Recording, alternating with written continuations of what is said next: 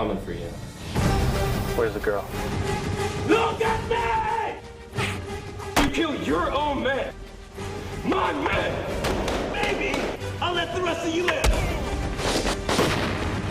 There's something much bigger going on here.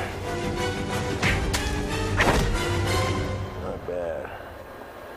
Really starting to like this guy.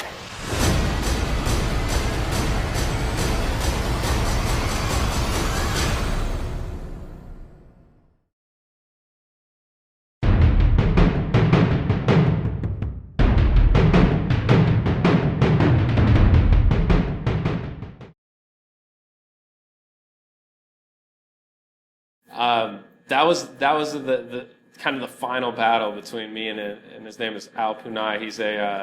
He was a 4-time world champion Eskrima fighter, and I met him and the best Eskrima fighters in the world, the guys that kind of developed the system years ago in the Philippines.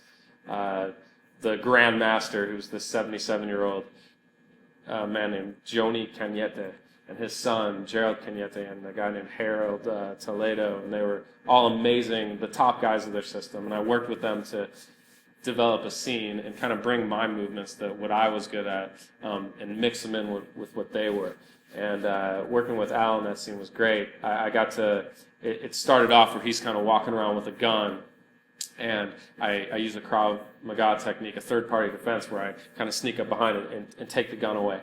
And then he, because he is the 4-time world champion, he gets a punch off before I can, and he turns the fight onto his own terms and pulls a knife out, and then we go into a little knife-on-knife battle, which I try to use the Krav Maga techniques in that one, but he's a little too fast, and I end up just kind of working my way into a hand-on-hand battle and then down into a ground fight situation, which is a lot of different techniques, a lot of different stuff that we teach here that we work on and just kind of put together, again, in that realistic situation, just kind of a little bit heightened, a little more surreal for the film.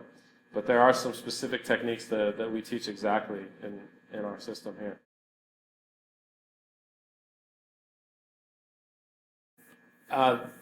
The realisticness of Krav Maga is the thing that draws me to it.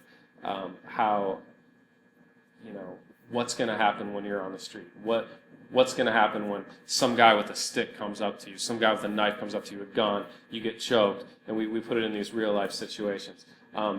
The techniques that we did in the film are almost identical. I mean, there's a little variance where we're moving a little more. There's multiple guys. The feeling behind them, the feeling behind it's a little different when you're doing it on film.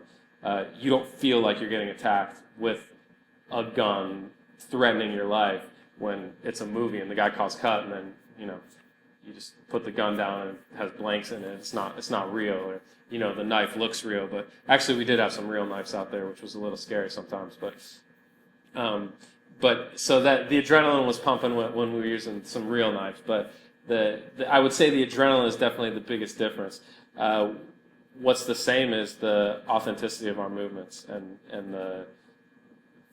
the principles. And I tried as hard as I could to, even if the technique wasn't something that we did in here, I wanted to follow the principles that we use of, simultaneous counterattacks, be aware of your situation, address the threat, make sure that your defense is, a little quicker, a shorter movement than the attacker's movement, so because we're reacting second in self-defense.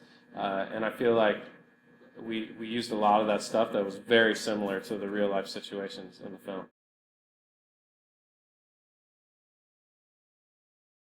So as I said before, I had always been interested in the film industry, and I moved out to LA. I had done a little bit. I lived in Las Vegas, and I had studied a little kickboxing, some Muay Thai, and messed around with that while I was attending school. And I really loved it, and I knew I wanted to come out to LA and get involved in martial arts, the film industry. And I moved a few blocks away from the Krav Maga Worldwide Center, actually, randomly. I didn't know what Krav Maga was, and this was years ago. And I knew I wanted to train somewhere, and I walked around. There was a couple studios around the area, and I went and I tried out a class. I remember one of our instructors, one of our instructors, her name was Vivian at the time, was teaching this class, and she was teaching and I was just trying this out. I'm like, what is this? Who's this little girl teaching my class? And she was like, what, 5'2", and she did a choke from behind technique, and turn around, does this huge pluck and rips the choke off and bashes the guy with an elbow and hits him in the nuts and like screaming and yelling and like amazing. And I was like, oh my God, I can't believe she just did that. I'm so sold. Done. This is my system. And I remember I've told her to this day, I'm thankful that she did that. It was just so aggressive and so strong and felt so real. Like, wow, she can really do that. And she's tiny. I'd love to be involved in this stuff. And I kind of fell in love right there and started, working my way through the system. And really just, it kind of fit me. It fit my personality. I love things that have that, never quit, never die mentality. I talk about a lot of times in my classes, there's that light switch of, you're just a normal person, and all of a sudden something horrible happens. And you've got to react from 0 to 60 right now. And I love kind of expressing that with like, it's okay, everything's fine, to okay, I'm going to get rid of this threat and I'm going to do it any way possible. And whether that means you're like that crazed, caged animal tied up and you got to go nuts and get all that feeling in and get all that feeling out as fast as possible. It really, it just really feels real to me. And then working with people like Darren Levine and Michael Margolin and the great instructors that we have here have really just made it a great experience for me.